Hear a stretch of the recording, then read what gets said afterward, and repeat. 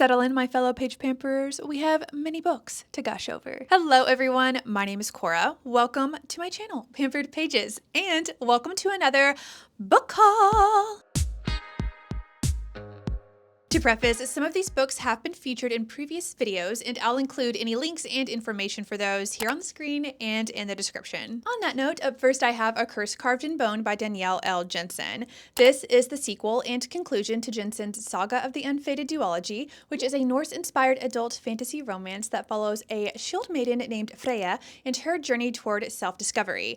Book 2 here also features the POV of our MMC, Bjorn. Though not exhaustive, and without giving away any spoilers, this duology includes a variety of delicious ingredients. We have royal intrigue, gods and prophecies, blood oaths, rival territories, forced proximity, and enemies to lovers to enemies to question mark? A Curse Carved in Bone was one of my top anticipated releases this year, and I very quickly fell headfirst back into this world and story. Another 2025 anticipated release that I've yet to blast off into is Atmosphere by Taylor Jenkins Reid. This story backdrops the 1980s space shuttle program and follows Joan Goodwin, a physics and astronomy professor who comes across an advertisement seeking the first women scientists to join NASA's space shuttle program. IMO, Taylor Jenkins Reid has done a great job in the past transporting me to whatever setting she is writing about, so I'm very much looking forward to rocketing into this story and historical backdrop. If there ever was a title that had me contemplating my mortality,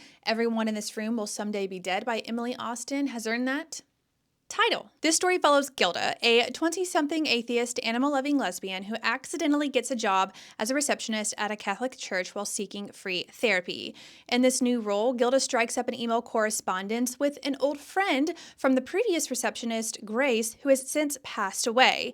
Unable to break the sad news to this friend, Gilda begins impersonating Grace. However, when police discover suspicious circumstances surrounding Grace's death, Gilda is faced with some revelations of her own. Based on the blurb and the reviews that I have very carefully perused to avoid any spoilers, I have a very strong inkling that this book is going to make me cry.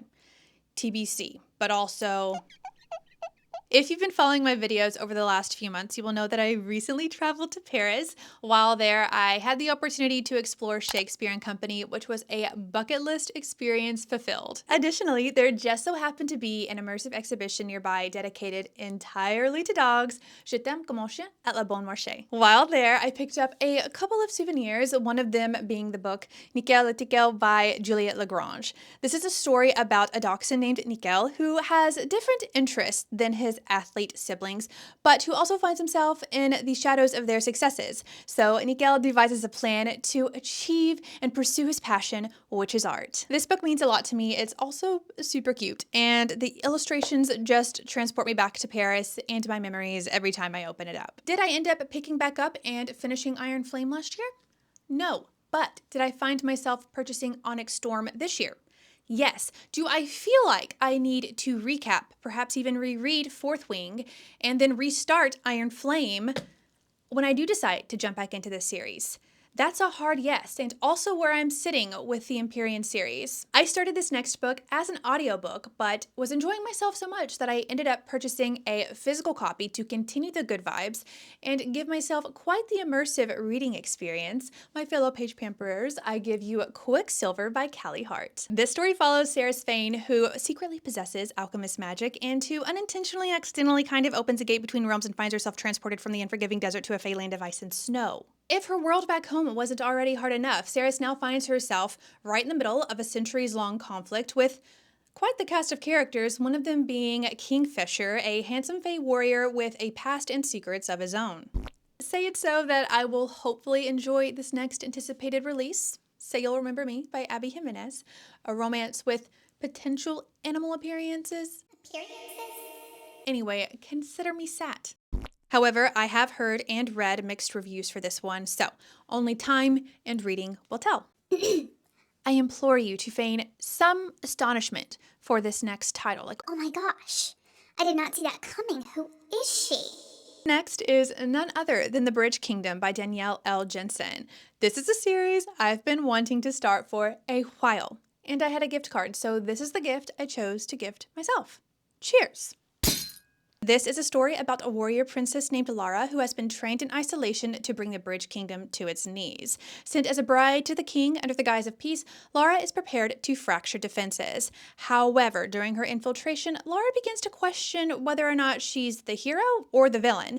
And as her feelings for the king begin to shift, Lara must choose which kingdom she'll save and which kingdom she'll destroy. So far, the Bridge Kingdom series has 5 books currently published, and I believe the 6th and final book is set to be released sometime in 2026. This next book was a blast into my Magnolia Parks reading past, The Conditions of Will by Jessa Hastings. No, this book is not about Magnolia, but there is a very small MPU crossover. This story is about Georgia Carter, London-based professional lie detector and body language savant who has long been estranged from her South Carolina family. However, when her father suddenly dies, Georgia finds herself traveling back to the States for his funeral, and once there comes face to face with Sam Penny, her brother's AA sponsor. Is there an insta attraction between Sam and Georgia?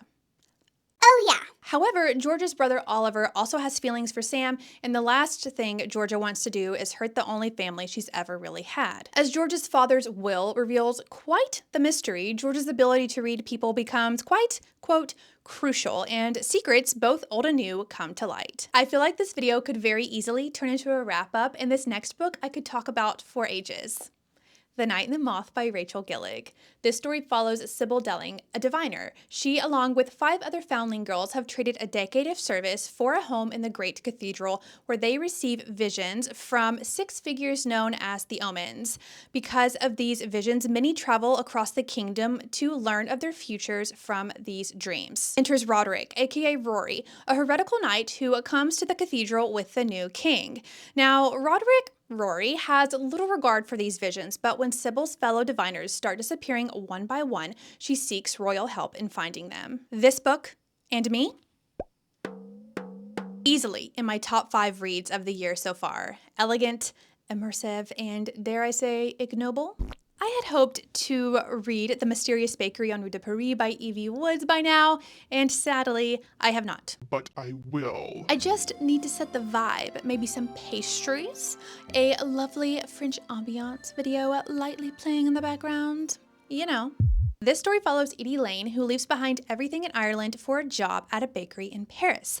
However, there's bit of a hiccup. This bakery is not in Paris, and neither is Edie. However, Edie soon realizes that even though she's not in the place that she thought she'd be, the place where she is exactly where she's meant to be. Keeping on a similar theme, I have a new-to-me title and author, The Paris Novel by Ruth Reichel. This story backdrops 1980s Paris and follows Stella, who after her mother's passing finds herself with a one-way ticket and a note reading, "Go to Paris." Stella is a bit hesitant at first, but eventually she decides to go. Big yay. However, once there, she finds herself falling back into some old patterns. But then, one day she stumbles across a vintage store where she buys a Dior dress, very outside of her character, but that sets her off on the adventure of a lifetime. The blurb reads, "A feast for the senses, this novel is a testament to living deliciously, taking chances, and finding your true home."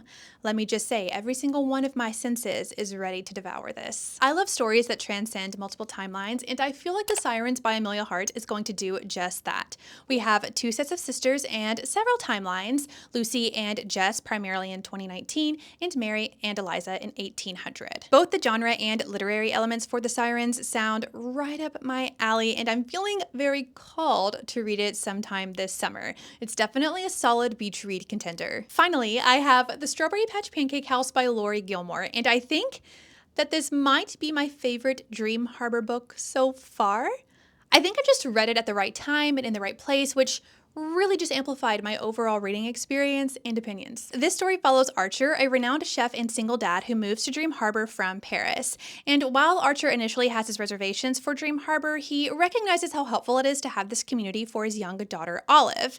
And then we have Iris, a Dream Harbor resident who has held quite the plethora of jobs, but one she did not see coming was being Olive's nanny, and perhaps maybe Archer's sous chef. The tropes were troping with this one, and I just found it to be oh so cute. That wraps up part 2 of my bookish acquisitions. I can't believe that we are pretty much almost officially halfway through 2025.